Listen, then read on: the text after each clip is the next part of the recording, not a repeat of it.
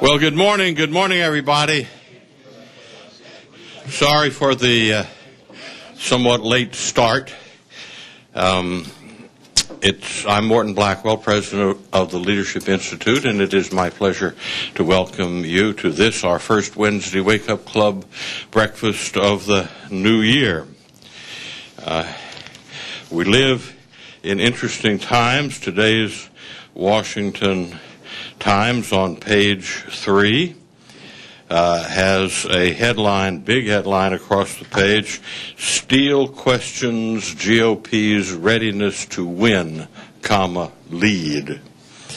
And Chairman Steele is quoted as saying Republicans have, quote, screwed up, close quote, for most of the years since Ronald Reagan was president. He was asked, can Republicans win the House of Representatives in November? And he said, quote, not this year, close quote.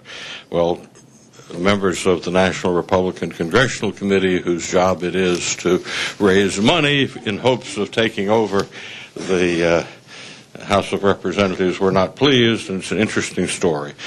I would suggest to you that you might find it interesting to read a piece which I posted recently at redstate.com, a long piece.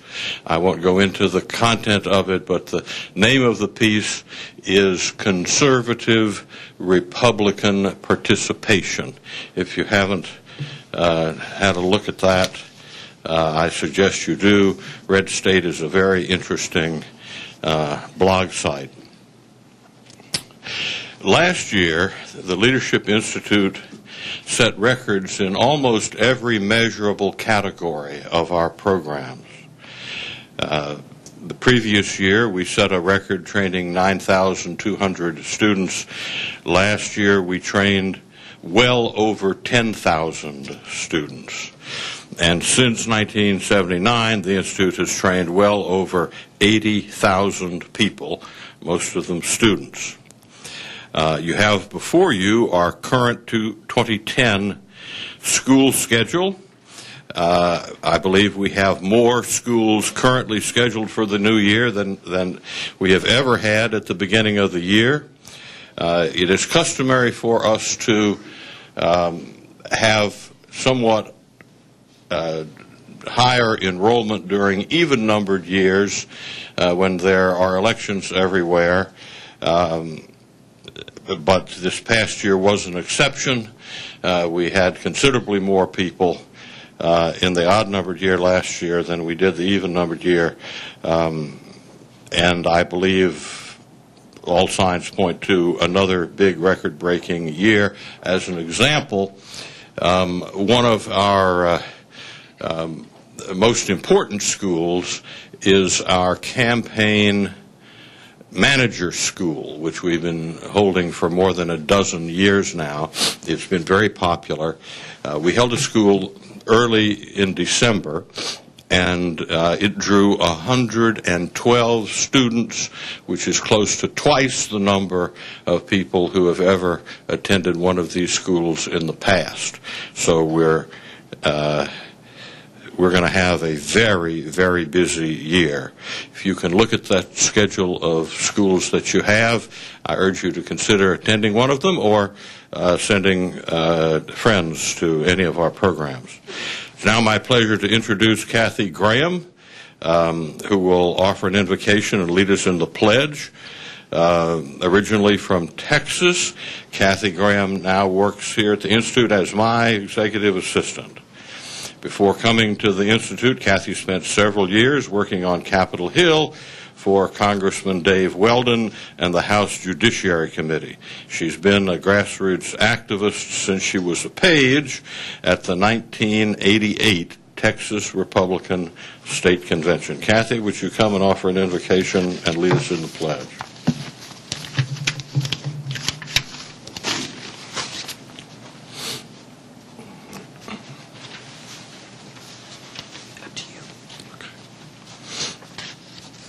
Good morning.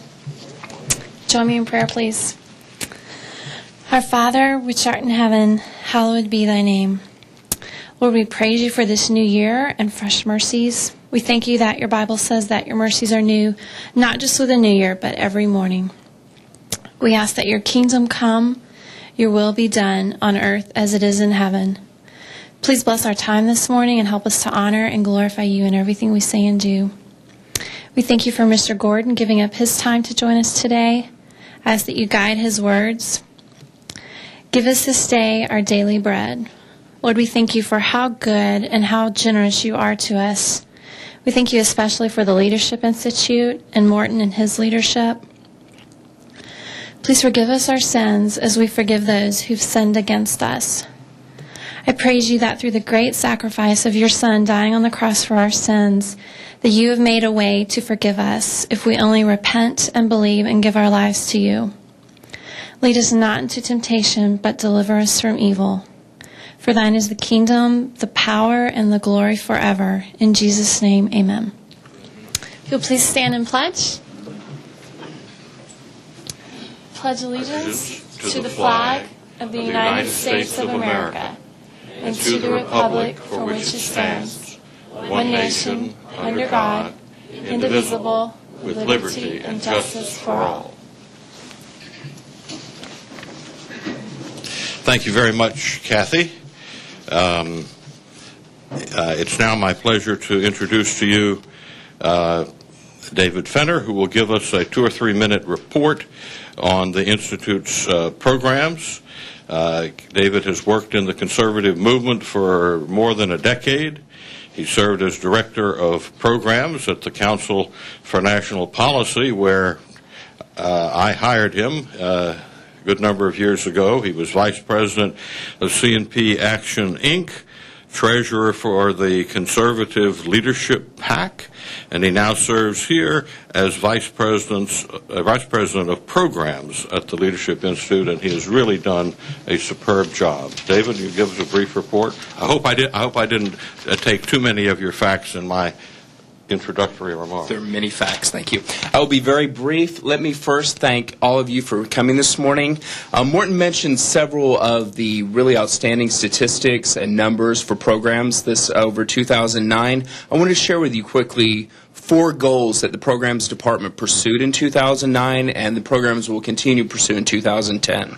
The first thing that our entire department looked at was improving the quality and the relevance of all of our programs. Almost every program at the Institute over the last 2 years has been audited. 3 of the schools conducted this last year were complete overhauls, brand new curriculums, and our trainings now more than ever are cutting edge and relevant. In 2009 alone, 900 students who attended Leadership Institute schools attended Internet and new media specific trainings. 900, and these were all new programs that we brought to the forefront. The second goal that we pursued in 2009 was to lower the cost per student. Overall, we were able to train more people in 2009 for 30% less funds. Many of our departments were able to cut their per student costs by as much as 50%. So what I want to say to you, and especially for the donors present, we are good stewards of your money, and when we increase the number and effectiveness of conservative activists, we do it cost effectively. The third goal we pursued in 2009 was supporting the conservative movement by reaching out and reestablishing ourselves among the coalitions on the center right. We worked with over 100 conservative organizations last year to provide training, to speak at conferences. Some examples, we trained over 350 at the Campaign for Liberty Convention. We trained over 300 students in coalition with the March on Washington. The last thing I would say is our programs, once we are sure that the quality is there, when we know that the cost is low and we know that we're working with the right people, we drive hard to train the absolute maximum number we can. We trained over 7,000 people domestically last year, and we trained over 3,500 abroad, all done at the cost of the host countries. And by the end of this year, at least 50 people representing 50 different countries traveled to this country to receive Leadership Institute training. I think this is phenomenal. I'd like to thank all of you for your support. I'd like to thank my staff for making it an incredible year. And we're all looking forward to 2009 and looking forward to working with all of you to break more records and to increase the number and effectiveness of conservative activists. Thank you very much.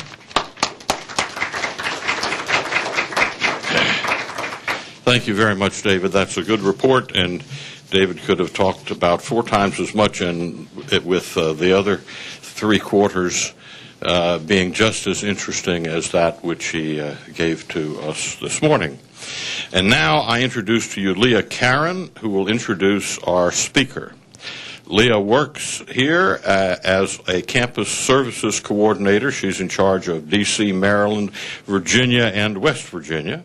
She graduated cum laude from Dallas Baptist University in May 2009, with a Bachelor of Business Administration degree. During her senior year, Leah served as student body president. Would you come introduce our speaker, please?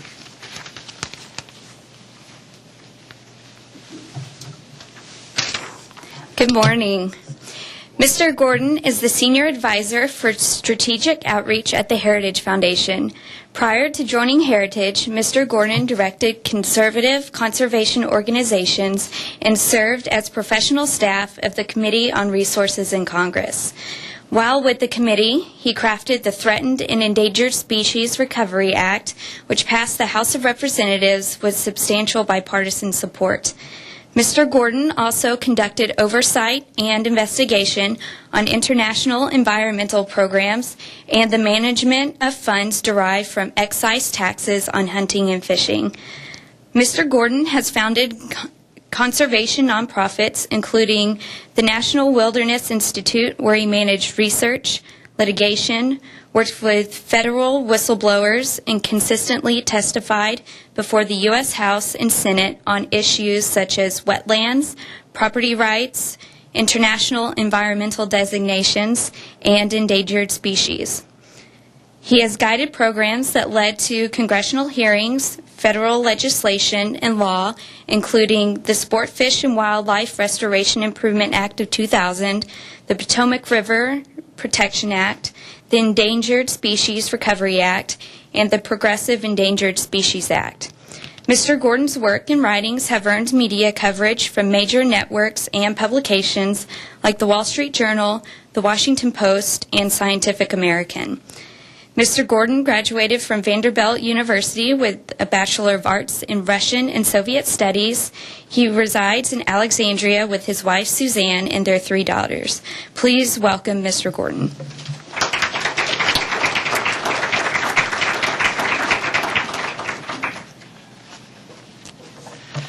Good morning.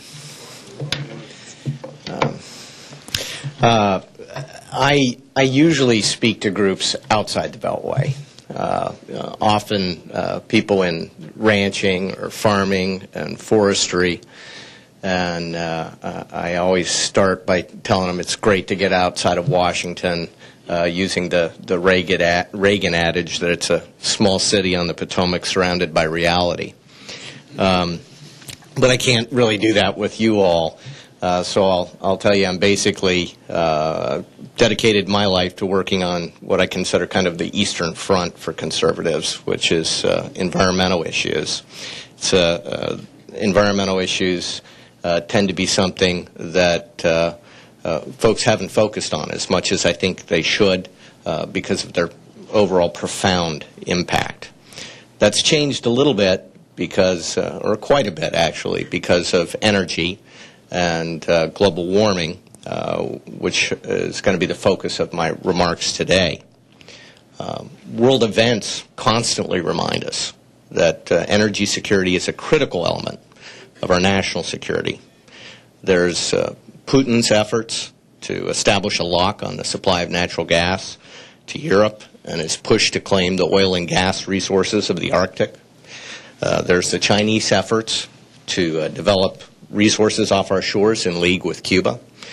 Or there are the more traditional concerns about much of our petroleum coming from unstable parts of the world, having to pass through the Straits of Hormuz, or enriching interests hostile to America, like those of Hugo Chavez. I would argue, however, that to find profound threats to our energy supply, you don't need to look abroad. You don't need to look any further than what's going on nationally, domestically. There's a concerted, well-organized, and highly effective cadre of individuals dedicated to cutting off our energy supply right here at home. They're not confined to some cell that doesn't reveal itself. They don't say that they're dedicated to cutting off our energy supply. They say things like, we need to use less energy. Sure, they might say that solar and wind are good, but even with those resources, when there's an actual effort to develop one of those sources on the ground, you'll find the same people often raising objections, all sorts of objections, whether the windmills might affect a bat, whether building the solar array may affect the desert tortoise. At the end of the day, whether or not these people admit it, they promote the notion that more people consuming more energy is bad. They, however, are wrong. Consuming energy is not bad. Sure, wasting energy is not something that's good. And while we might not agree with the energy consumption that certain people engage in, rarely do folks go out and just burn piles of coal for the heck of it, or run gas engines, or leave the lights on for no reason whatsoever. That costs money. Doesn't make sense.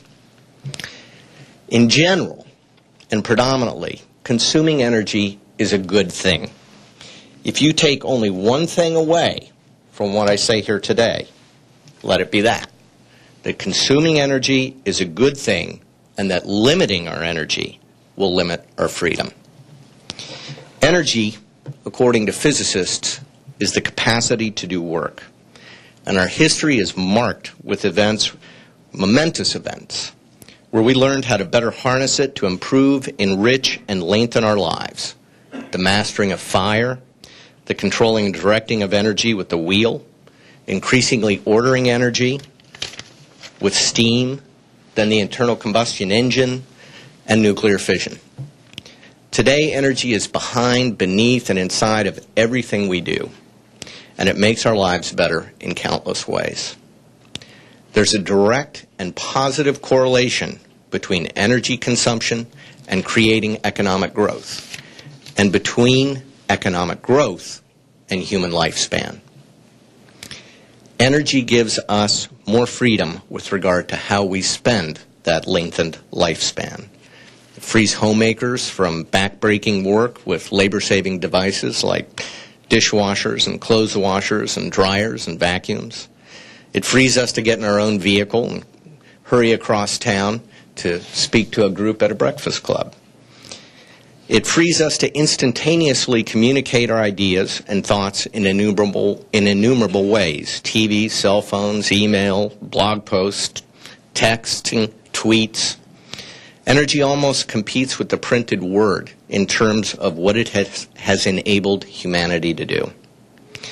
But this is not what you hear from these other folks, many who are pushing for a wrenching transformation of our energy supply. An energy supply composed overwhelmingly of fossil fuels, coal, petroleum, and natural gas, together accounting for about 85% of our energy supply. About another 8% comes from nuclear, and a couple percent comes from hydro. Together, those sources approach 95% of our energy supply. The remainder, that small fraction remaining, is what is currently provided by biomass, geothermal, and the other renewables that you hear about, fractions of a percent in wind and solar. Well, some argue that we're running out of that other 85%, and that the federal government must force a shift from the latter energy sources. That's not true either. Because of past restrictive policies, we have failed to tap a lot of those energy resources. We failed to tap half the Gulf of Mexico and the east and west coasts where there is an estimated equivalent of 30 years of imports from Saudi Arabia and enough natural gas to power America's homes for 17 years. There's estimated to be even more, about 100 trillion cubic feet of natural gas on federal lands, and that's an old estimation, and another 3 billion barrels of oil. There's perhaps 10 billion barrels of oil, the equivalent of about half of our proven reserves, locked up in ANWR, the Arctic National Wildlife Refuge, and there's even more off Alaska's shores.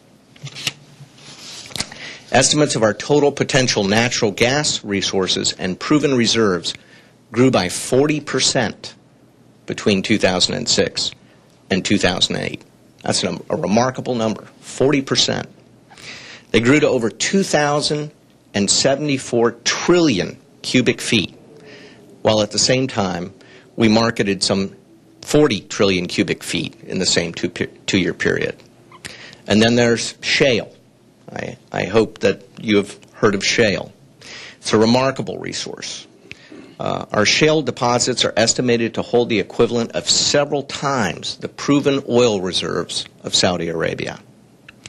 Likewise, American coal resources are huge, containing the equivalent of thousands of billions of barrels of oil, enough to last for centuries. And our uranium stocks will last a long time too. Centuries, perhaps millennia, if we incorporate fuel reprocessing. So we have these vast energy resources, but we have a dwindling ability to tap them. We have a dwindling ability to tap them because government policies, a trend that's accelerating under this administration. Let me give you some examples. Secretary Salazar, the Interior Secretary, issued a notice of withdrawal for over 1 million acres of Bureau of Land Management and Forest Service lands in northern Arizona in July. These lands contain, according to a Nobel Prize-winning scientist, Dr. Karen Weinrich, and I know winning a Nobel Prize isn't what it used to be. But in any case, according to Dr. Weinrich, 40% of our nation's uranium deposits are contained on those lands and are ideal for low-impact extraction. Salazar said he needed to call a timeout because there was a rush to mine. Likewise, the Secretary avoided 77 oil and gas leases in Utah in February. He did that because he said BLM didn't properly coordinate with the National Park Service. And in the same month, he withdrew oil shale leases in Colorado. And he has said he will rewrite the Bush administration's plans, but has yet to say when. And although the administration has demonstrated the political sense not to come out right away and reinstate the moratorium on development of offshore energy, they have slowed the process to a snail's pace, buying time for the administration, Congress, and their allies to undercut developing those massive resources. These are the same groups and individuals that argue that the federal government must force replacement of our efficient and reliable energy sources with other more expensive and less reliable energy sources because of environmental concerns.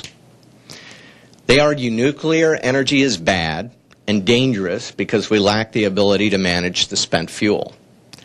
The reality is that although the federal repository at Yucca Mountain has been the subject of endless political fights, there have been about 20,000 shipments of high-level nuclear waste cumulatively covering almost 18 million miles over the span of nearly 4 decades without incident.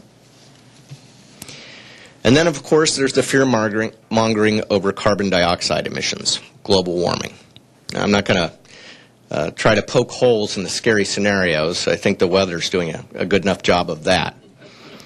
But it's crucial to understand that the efforts to enact new laws, treaties, regulation, Copenhagen, what you hear about EPA's carbon dioxide rules, Waxman-Markey bill, the Senate counterpart, all done ostensibly to protect us from global warming, are honestly efforts to curtail and control energy supply.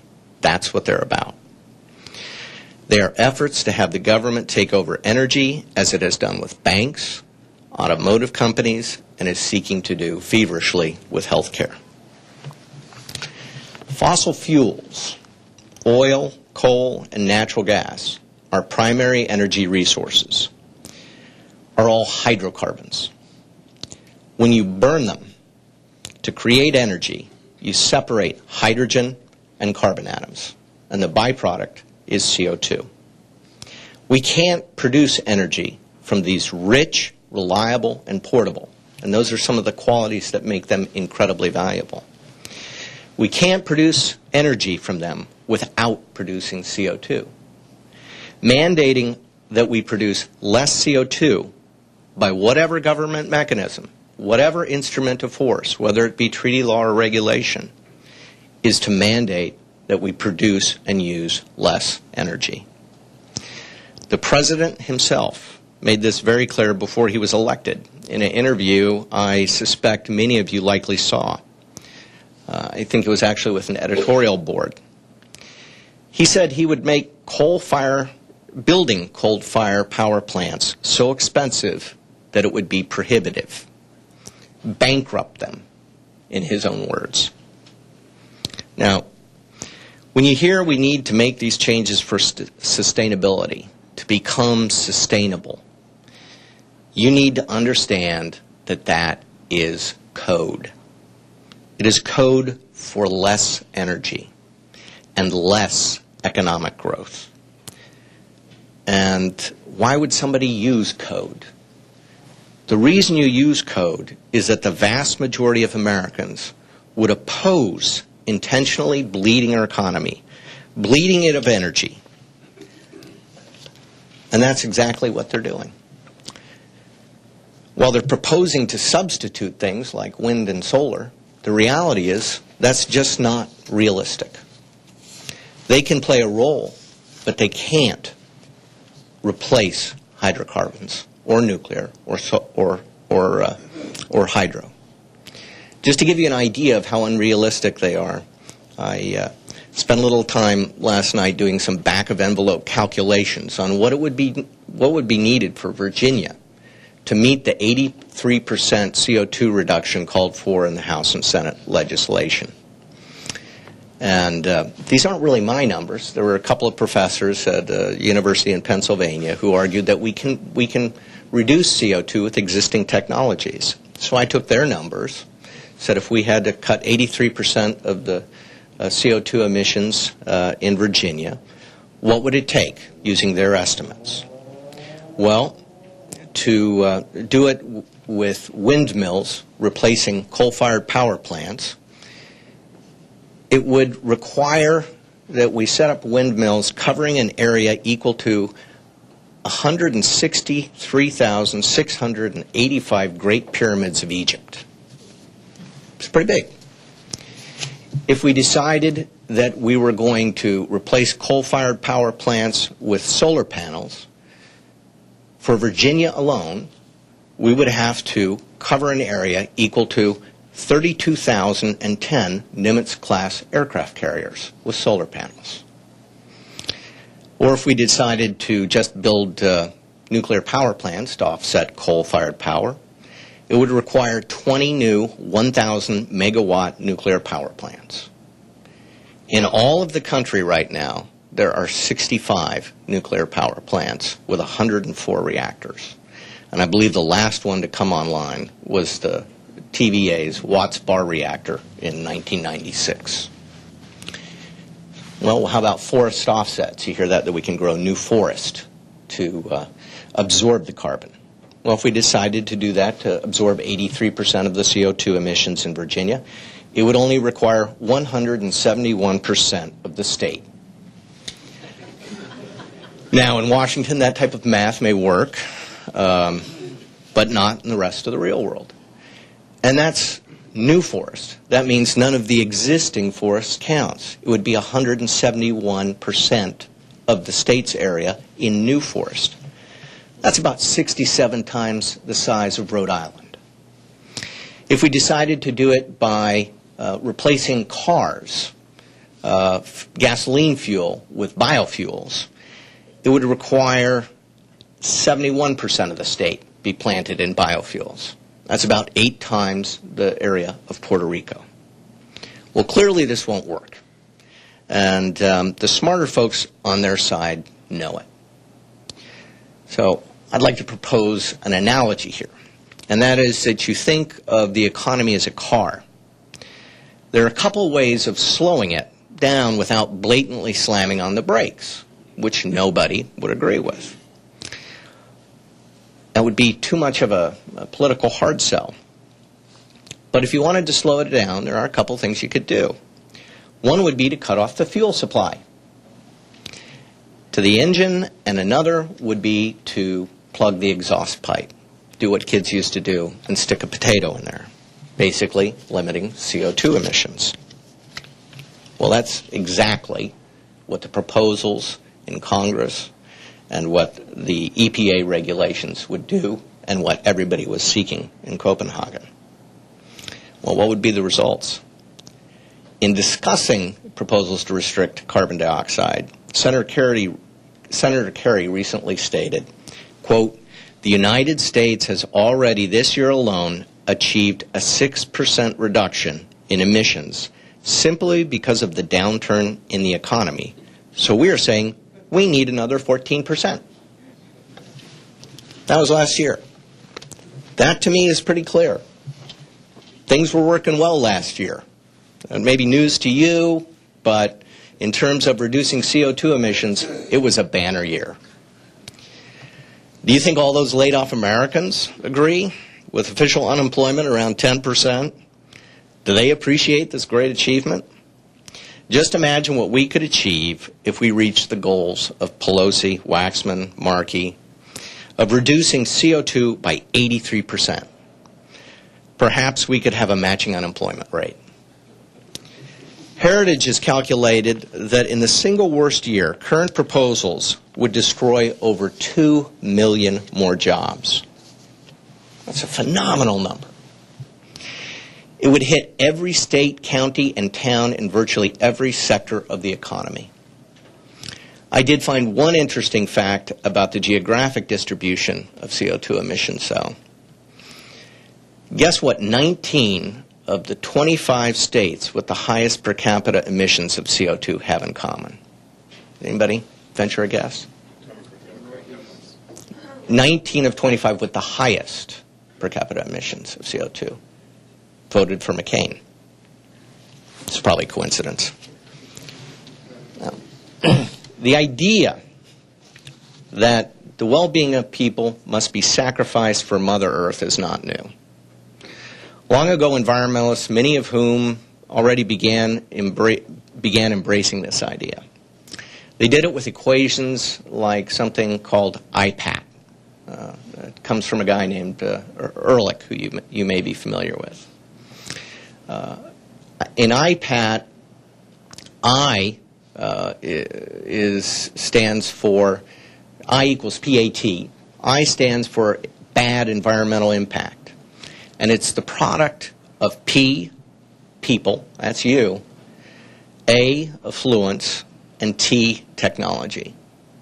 And somehow, the left is trying to find a way to reduce those variables. And the key they have chosen to do that is energy. Without it, you can't have affluence, you can't develop technology. Now, why would you do that? There are very strong belief differences. I can't say that the left on environmental issues is monolithic. There are different motivations. There are people in there who are just trying to make money. There are a lot of people in there who recognize that this is a key to power. And then there are those for whom this is a faith, the true believers. They see Earth and its natural resources as generally fragile and destined to degradation and decline if touched by man. They see man as one of several equally important life forms competing in a precisely tuned ecosystem, and one in which man is now out of balance and too numerous. And they believe that through technology, man has the ability to do even more damage, and the net sum effect of accumulating technology is negative. That as technology accumulates with economic growth, we need to restrain that growth to a sustainable level. And that growth can be best achieved by centralized command and control programs that limit and reduce property rights. What would can anybody tell me what those ideas have in common? Venture a guess? Well, it's a simple answer. They're wrong. The human mind is the most important resource, and human well-being is the most important measure of environmental policies. Renewable resources are generally resilient and dynamic and given to wise management, and that's best accomplished on a site and situation-specific basis. And the most promising tools to achieve environmental benefits are the market and the extension of protection of property. And as we encourage using those tools, we encourage progress, we move along what Warren Brooks called a green learning curve. That is, we learn to get more and more output out of less and less input. The learning curve is green. And finally, we have chosen the environment of liberty. That's a choice. It is not some scientific principle. That's what we desire. But the reality is that free people will work to improve their environment. So, as Lenin said, что делать? What to do? First, don't be apologetic. You can't win when you're busy apologizing. Energy is great stuff. Energy use is good. Despite the massive effort at indoctrination by the left, Americans can get this. There was a marvelous example of this not too long ago with the debate over tapping offshore resources. It had resonance with the American public. That was made abundantly clear, and remember that happened before the current economic firestorm. We need to fight for affordable and reliable energy supplies. And we need to make clear that this is best done by markets determining the most efficient resources. And some of the most important things that can be done are efforts to remove government obstacles to development of those resources. Our opponents disagree and seek to limit the energy supply and increase its cost. It's that simple. But if they succeed in hobbling our energy supply, they will further hobble our already battered economy. Recognize that. Point it out. Call them on it when they talk about becoming, quote unquote, sustainable. Point out that it's code. Point out that what they really mean is less. If they're successful, it will weaken our economy and reduce our freedom. And a weakened economy through reduced energy security will not provide for the militarily secure nation, but one which is more vulnerable to the growing array of challenges that we face. So, with that, I'm happy to take any questions that you might have.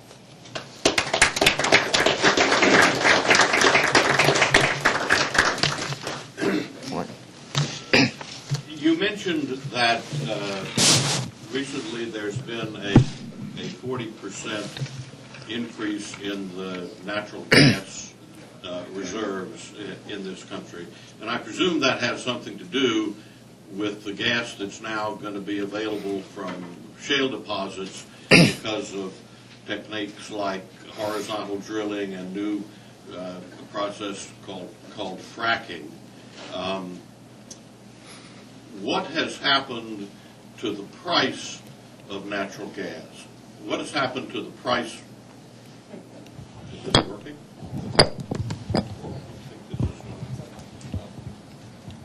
Was it on? Hello.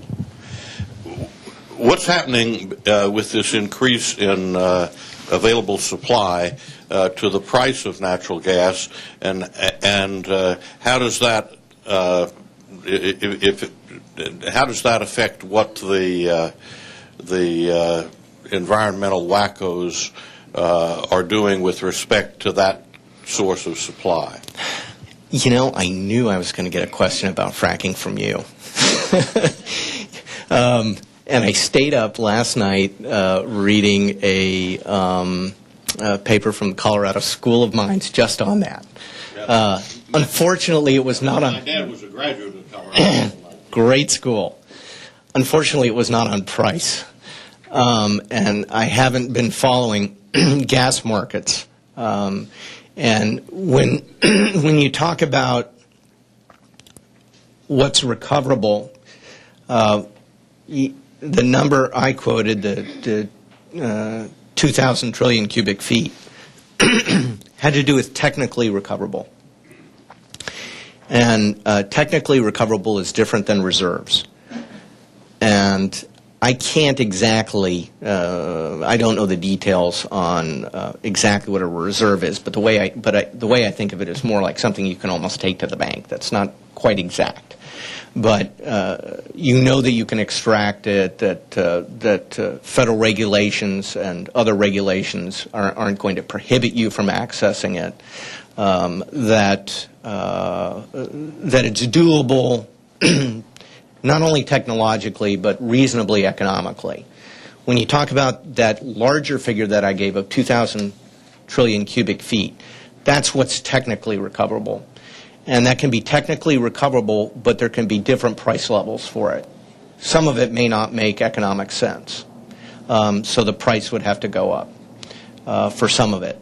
A lot of that expansion comes from shale and fracking. And I think it had to, the increase in large had to do with several different factors. New discoveries, new geological information, and also new technical information that made some of it more accessible in terms of not being cost prohibitive. But in terms of its effect on the gas market price, I can't answer that for you. As far as how the left deals with it, I mean, when you get in these debates with the left, it gets very frustrating because you want to use logic. And you know, it doesn't apply because these are matters of faith. And you know, like I use the examples of the wind and the solar. I have nothing against wind energy or solar energy. I'm kind of agnostic when it comes to energy supply. Let the market figure out what achieves the job most efficiently, and everybody can go out and try and do it, and whoever can pull off the cheapest BTU or kilowatt hour, then fine. But for the left, they're not price conscious. So I don't, you know, the shorter answer is they're kind of crazy about what's available and putting that off limits, because the end result is as price goes down with increased supply, we have more energy. And to them, energy is the key to economic growth. Economic growth means more people have more money to do more things. We develop more technology. It does more environmental damage. So they can't be happy with expanding natural gas supplies. They like natural gas more than they like coal because coal produces more CO2. But at the end of the day, they really don't like energy. So, and you have a cowboy hat and a Longhorn pin, which made me feel very much at home going out and talking to the types of folks that I usually do. Howard Woolridge from Fort Worth, although I've been here for the last 4 years. My issue is population. You mentioned Copenhagen, climate change, etc. The world, nowhere in the world is anyone addressing the fact that we're adding 75 million souls to the planet every year, and no matter how much you go green, adding that much is going to negate any gains, whether it's from, you know, windmills or whatever else. The United States... gains and reductions of CO2, you mean? Right, gains in terms of cleaning up the atmosphere. In 1974, we went to 200 million people in America. All the experts at that time agreed that there was no advantage to Americans to go to 300 million. Most of the gains in population since that time have been from legal and illegal immigration. We're still importing 100,000 legal immigrants every month, even in the face of 20 million people unemployed. And the majority of those immigrants, legal, are capable of only driving a taxi. My question is, has the Heritage ever approached or dealt with the fact that adding these people to the United States, I'd like to know the advantage to my grandson who was born 2 days ago when he's 30, 40 years old, and we've gone to 400 million. Can somebody tell me an advantage to him of going to 400 million in the next 25, 30 years?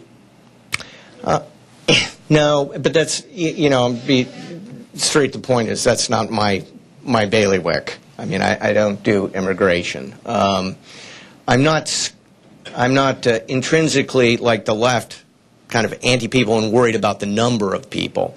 But that's separate from the issue of illegal immigration, which I looked at it from, for example, from the standpoint of environmental impact, and found it very troubling. I mean, if you go down along our border, the border is just being devastated by illegal immigration.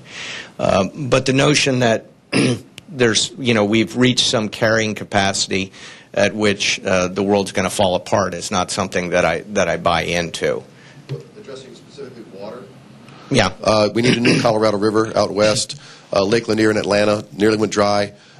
We seem to be approaching, at least at this level of prosperity, a limitation based solely on water. And you're a wetlands kind of guy, so. I'm not sure about that. I think that we may be looking at real changes in what people in hydrology. There are some new schools of thought about how watersheds work. And I had this conversation, I think, to some degree with Morton when he asked me to first come here. There are some pretty smart folks who believe there are actually much greater groundwater resources than we understand currently, that some of our assumptions that are built into hydrology today are not correct. That does not, however, contradict what you're saying with regard to certain depleted aquifers or, for example, Atlanta's difficulties with their water supply. But often a lot of that is political. I tend to be a follower of the thought process of Julian Simon. I'm not sure if you're familiar with Julian, but Julian was a great resource economist.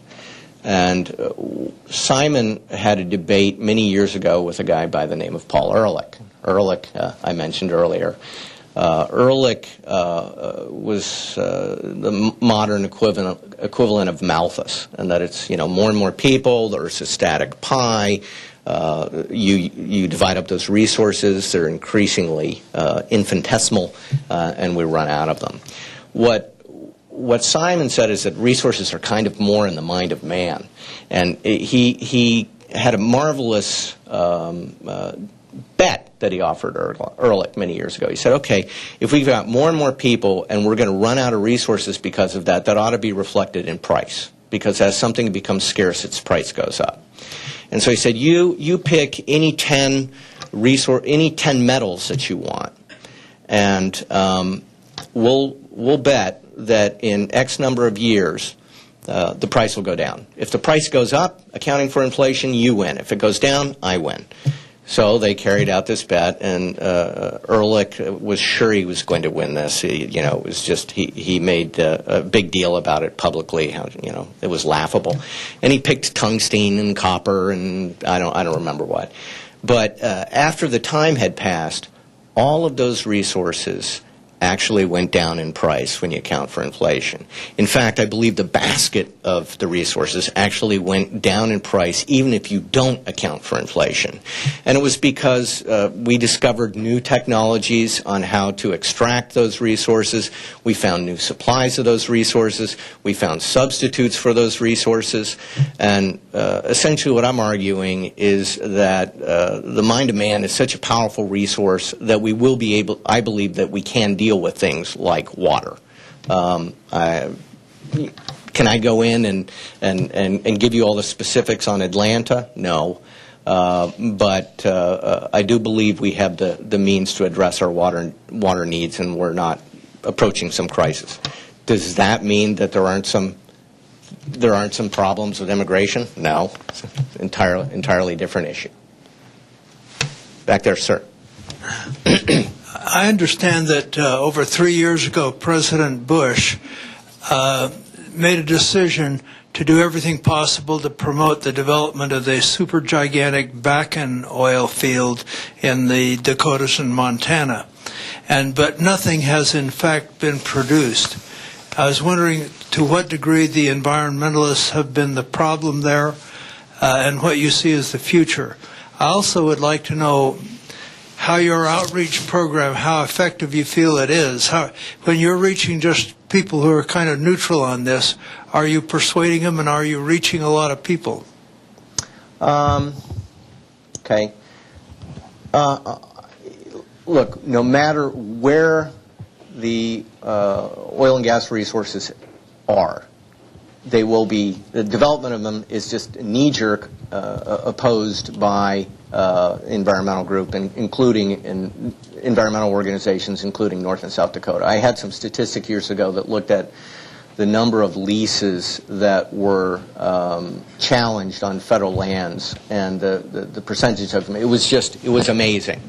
And on federal lands, they're more difficult. There's more hoops to jump through, but on private lands, because of citizen lawsuits under various environmental laws, like the Endangered Species Act, it happens to be the one I'm most familiar with, or Clean Water Act, development of those resources, I'm sure will be consistently opposed. I don't know about the timeline on the development of that field. As regards outreach, you know, I find that I go around and I talk to, like I said, people all around the country. A lot of them tend to be people inside the fold, in my mind, people who are in resource-intensive industries like ranching or farming or mining. But I think that conservatives have not done a good job of approaching those audiences and trying to integrate them into the political process for a whole host of different reasons. Those people get it because they're hurt. They're part of the demographic that is particularly targeted by environmental regulations. And it's not a huge demographic, but if you get them to go and talk to the folks in their communities, for example, or in their economic circles, like when you're talking to people in mining, you should be also dealing with people who are in rail transit. You know, that brings in a whole other group. There's all these little economic webs where there's a large portion of people who understand instinctively what the environmental community is doing. They may not have laid it out. They may not be able to articulate that what these people are about is constricting growth, but they get it. And they're very happy when people point it out and say, no, you're not nuts. These guys are actually trying to put you out of business. They may not say that. You know, there's always these processes. A lot of times I've been involved with where you have people called stakeholders, everybody sitting at the table. And usually what the stakeholders is there's somebody who actually owns something and wants to do something with it, and there's all these other people who think they have a stake in what that other person owns. So, yes, there are people out there who get it. I think they're a group of people that should be brought into the political process and be made much more engaged. I think a lot of them are involved in the Tea Party movements. They get it. And more Americans get what the environmental community has been doing with environmental regulations. And you can see that clearly in all the polling that's been done on climate change and global warming issues. I mean, it's just always near the bottom. It is not one of their top concerns. They understand that they've been, on many of these issues, they've been sold a bill of goods. At the same time, they probably don't have the total instinctive distrust that a lot of people here in this room might have in the environmental community, you know. But sometimes we have to think twice about, you know, how you talk. You can't I don't think there's a person in here who really doesn't care whether an endangered species goes extinct. But what we tend to maybe do a little more astutely than some folks in the public, by and large, is we immediately question that label endangered. You know, we realize that it may be false, that it's being used for some alternative purpose. But I think that the environmental community has gone around, cried wolf enough, and told enough lies that there are a lot of people who question them sincerely, and it's a growing number. One more question, if anybody has it. I've got the mic. The outreach to me seems that the first priority should be in our own party. Yeah. At the very top. We've got several of our leaders who absolutely come out and say, yeah, we've got to do something about global warming. One of them is John McCain, but there are others. You know, the gentleman before you had asked about outreach to these other groups. I'm not going out and trying to convert people on the left. On these issues, you know, I've said a couple of times how frustrating it is because it's basically a matter of faith for them and logic doesn't work. So I'm not spending my time on those conversions. When I go out and talk to people in ranching and farming, forestry, mining, agriculture, manufacturing, I think those are people who are generally kind of going to be in our fold, but we just need to do a little bit of community organizing, excuse the term. And that they'll be with us and that they can affect the thinking of the people higher up the totem pole. You're right, we need to. There are people on our side who've bought into the bill of goods, whether it's because they actually believe it or because they think they need to say that stuff. It varies from leader to leader. But you're right, there's some people who at least need to change the way they're talking in the hierarchy. Thank you very much.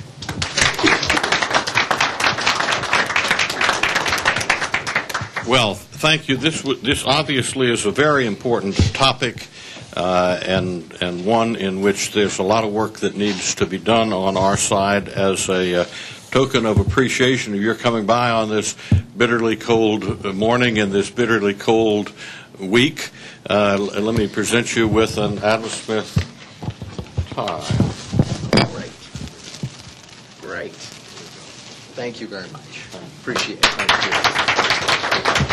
Anyone interested in Adam Smith attire, ties, scarves, cufflinks, whatever, should contact Kathy Graham, my assistant, and she'll be happy to show you what we have and sell you what you want. I invite you to join us on Wednesday, February 3rd. Our next Wednesday Wake Up Club breakfast will feature Mr. Jed Babin, who my first grade teacher was named Babin. But this Babin, I don't think is kin. He is currently the editor of Human Events. I'd like to invite anyone interested in a tour of our building this morning to meet with Brian Eaton. Brian, are you here? There's Brian raising his hand. He will be happy to, if you will go up to him, he'll be happy to give you a tour of us from stem to stern. Thank you all very much for coming, and I look forward to having you come on frequent occasions in the future.